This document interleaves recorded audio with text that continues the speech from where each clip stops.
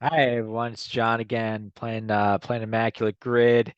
Had a when I was playing yesterday, I do both versions, right? I go timed and then I try for a really low rarity score. I try to do both.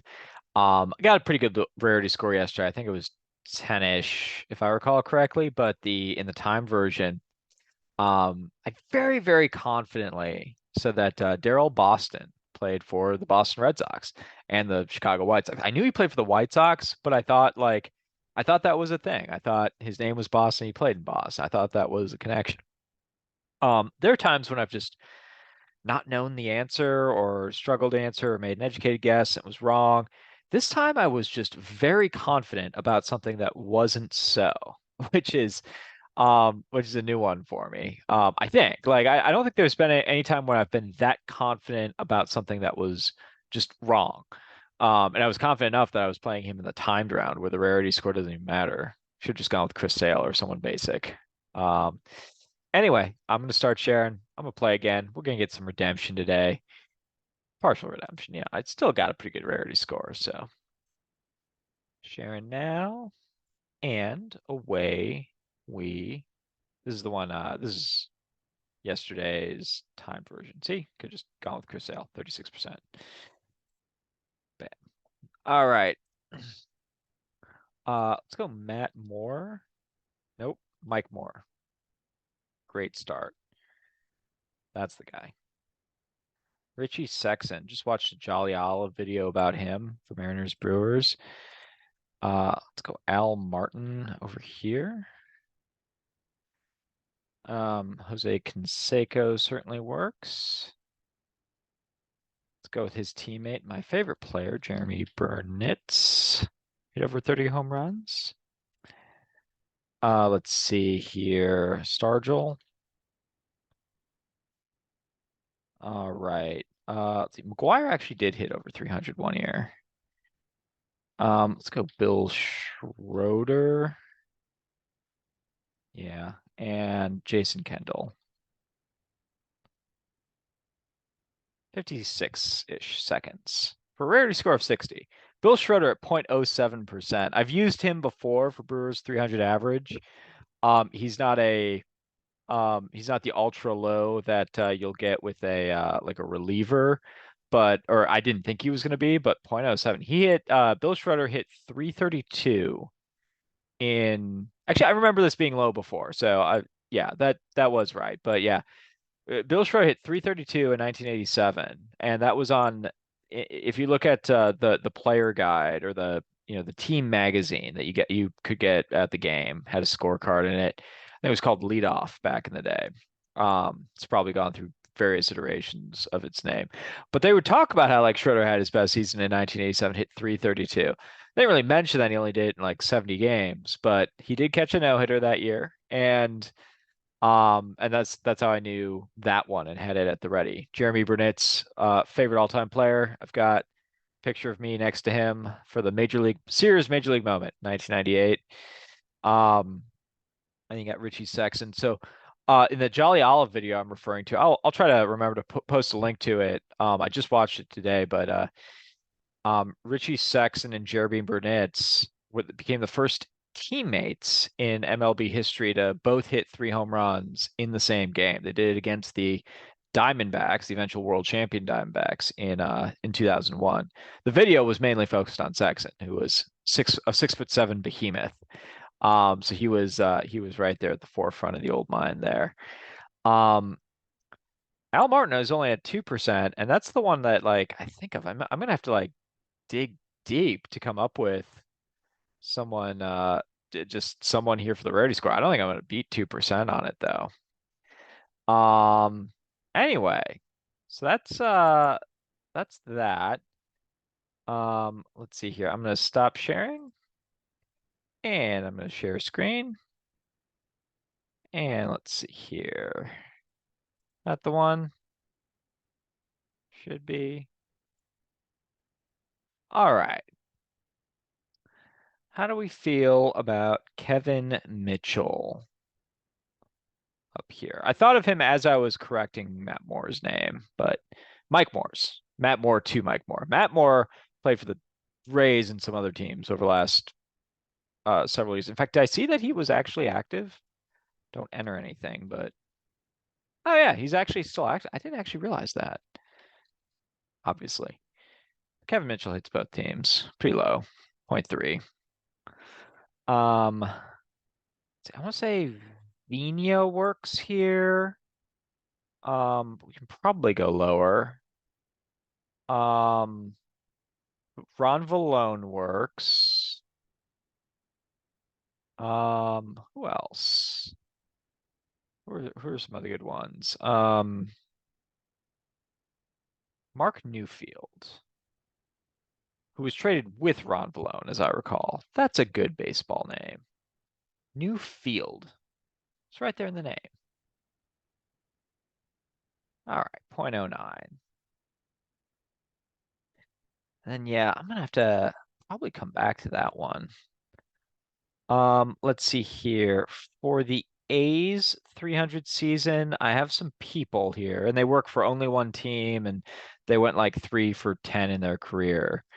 Um, Actually, I don't know if I have anyone stored up for the Brewers, but I've got some people I can use for that one.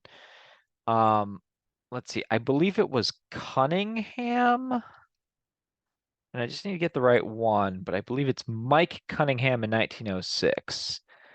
And my sort of mnemonic device there is that Randall Cunningham was a quarterback for the Philadelphia Eagles.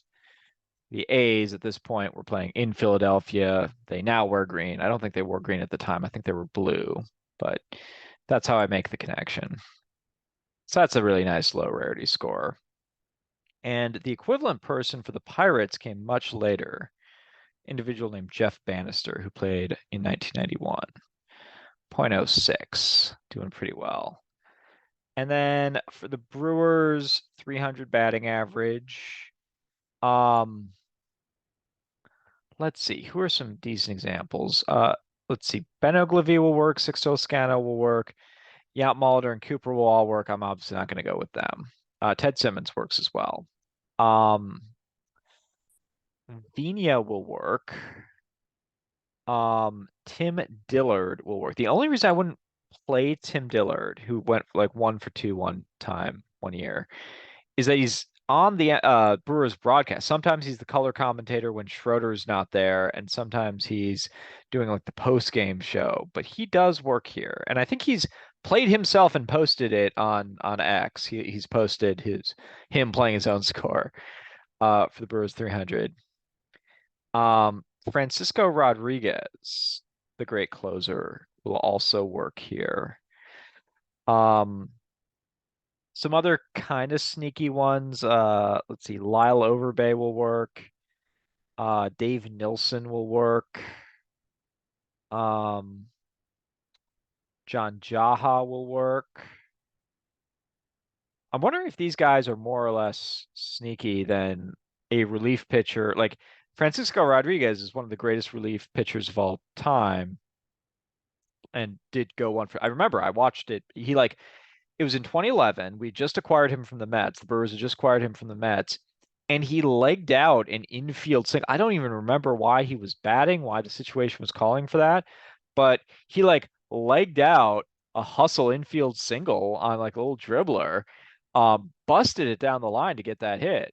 And then he like looked hurt afterwards. I'm like, what are you doing, man? Like we were running away at the division too. There's really no reason for it, but let's go with Dillard.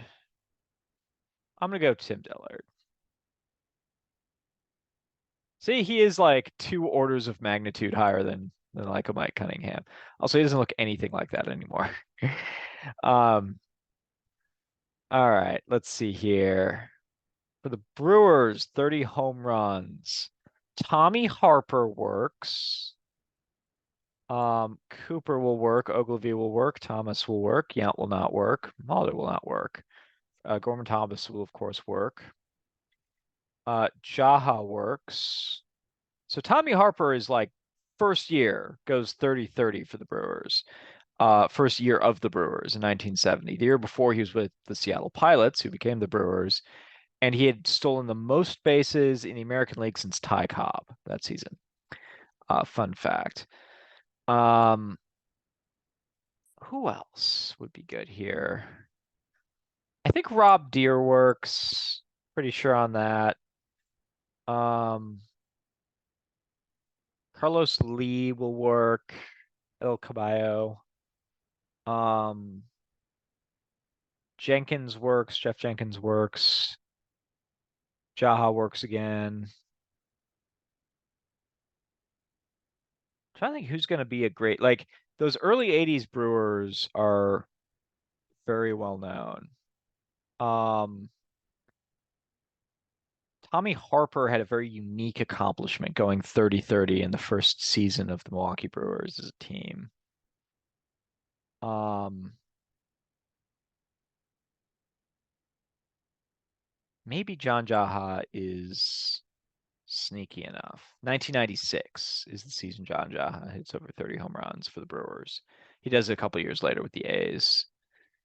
Um, and then like, Braun and Fielder aren't going to fool anyone. I think Corey Hart did get there once, in like 2010. I don't think Weeks ever got there. Ooh, Chris Carter hit over 40 home runs in 2016. Um, so that's an option too. And you get Yelich and Travis Shaw did it. I think Moustakas had a year where he did it with the Brewers. All right, I've rambled enough. I'm gonna go with Mr. John Jaha, 1996. Go sub one, decent. All right, that was a long, long rant and ramble. For the A's, who is going to be sneaky? Let's go with also in the 1996 season, Geronimo Baroa hit over 30 home runs and 100 RBIs DH for the 1996 A's. Pretty good there, point 0.3. I have a baseball card from that past season. That A's team had a bunch of people hitting over 20 home runs. You had another person I could go on with that same year is Terry Steinbach, hit 35 home runs. You also have McGuire. Giambi goes like one of his first years goes like 20-80, 20 home runs, 80 RBI. Brocious, similar story, which is a little bit interesting because Baroa was the DH. McGuire was the first baseman. Giambi was kind of a third base left fielder, but then kind of also in a platoon with Brocious. Very interesting squad. Um, what if old school Frank Thomas works for this one? I think he might, because that's the team he's pictured with. I've played him enough times. And I know he had seasons of over 30 home runs. I'm trying to piece together if he put together 30 home runs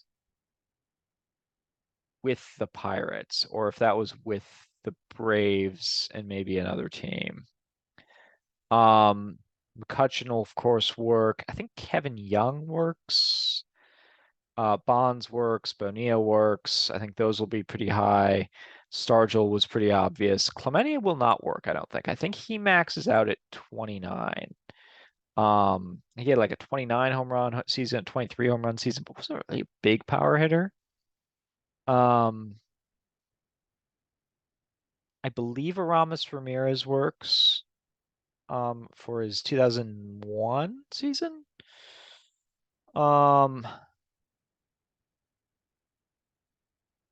Yeah, it's interesting. There's not really that many of them.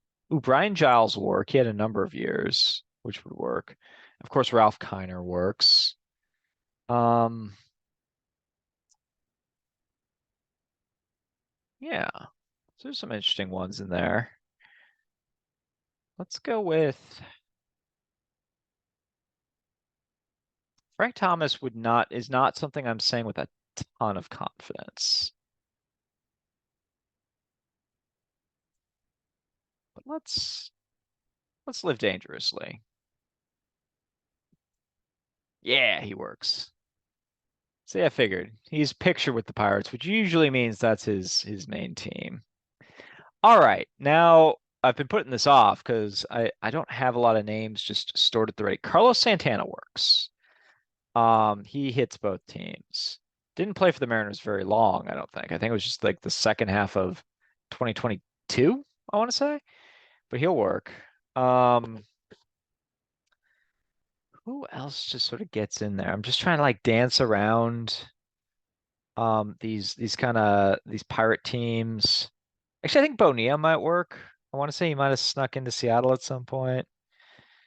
Um, let's see. Kendall won't work, and I've already used him.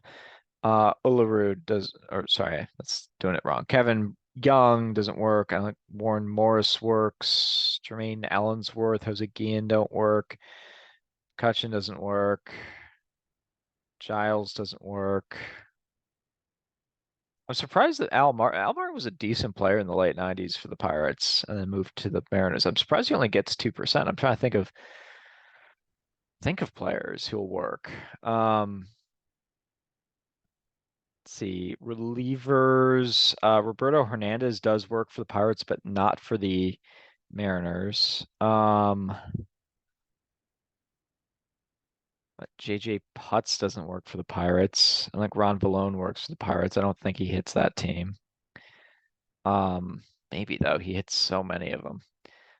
This is not going to be a Dotel team. This is not going to be a Ricky Henderson team because he never played for the Pirates or any Central Division team in either league. Um, let's see. We're not going to get any love from an Otis Nixon or a Vince Coleman, who did play for the Mariners. Um, Tim Raines doesn't work for either team. I don't think Jeff Nelson works for the Pirates. He does work for the Mariners. Um, man, this is such a tricky combination. I just have Al Martin and I guess Carlos Santana at the forefront of the old noggin there. Um, just trying to think in the does Vallone work? Maybe Vallone did pitch for the Pirates. He hits so many teams. And I just think Carlos Santana is going to score too high because it was relatively recent that he played for both teams.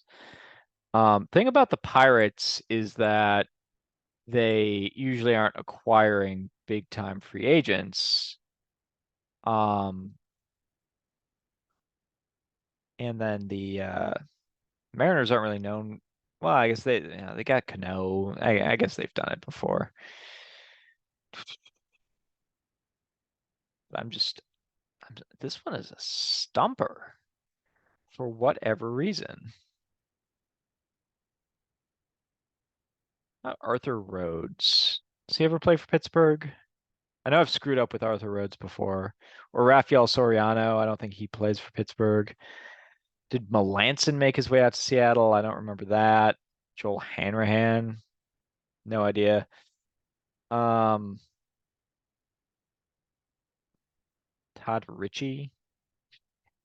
That's a baseball name. I think Bonilla might work, but I'm not saying with any kind of confidence whatsoever. Let's just do the 0-1 Mariners, and then we'll just bite the bullet on someone because I don't want to spend all day here. But you got Dan Wilson, John Olerud, Brett Boone doesn't work. Um, was it Russ Davis? No, that's earlier. Russ Davis doesn't work, I don't think. Jeff Cirillo doesn't work. Carl Skian, David Bell. David Bell, I think is the name of me. He might work. Mike Cameron doesn't work. Ichiro doesn't work. Griffey obviously doesn't work. That's 2000. A-Rod obviously doesn't work. Edgar Martinez doesn't work. Who are the pitchers? Freddie Garcia, John Halama, Aaron Seeley, uh, Jamie Moyer. A whole bunch of people not working. All right. Well, I'm gonna throw a guess down because I don't want. Yeah, I just don't want to be here forever. I'm amazed that this one's stumping me so hard. Let's try Arthur Rhodes. Let's see. Let's see if Bonilla was right. He's not right. Okay. So I had a two going. So I really wanted to come up with someone. Carl Santana would have been the highest one. I still could have gone sub 30 going with the highest one. That's right. Gossage would have worked. That's who I should have gone with. Gossage. All right. I didn't know Jose Gui. I thought I knew all of Jose Guillen's teams. I did not have him as a Mariner, so I didn't play him. Yeah, a lot of. I guess Mario Mendoza works for this one. Jack Wilson works. Ron Valone would have worked. I should have gone with Valone. Oh, Dale Swain, former Brewer, could have gone with him. Um, actually, I don't think I had Dale Swain in my head as a Mariner. He was a Pirate. I knew that. Um, Ron Valone, I gotta re-say. God bless Daniel Vogelbach. All right, so I had a two going, and if I'd come up with a Daniel Vogel, well, no, probably not him, but maybe Valone, I could have had a two or a three. Oh well, took a shot. Carlos Santana would have netted me about a 30 though, but that's all right. Well, thanks a lot for playing. That's all right. I took a shot. It's a lot more fun when you at least try some. We're going for the rarity score. We're shooting for the rarity score. Dare I say we're being Joey Gallo with the rarity score or Richie Sexton. Thanks a lot for playing. Be back at it tomorrow. Peace.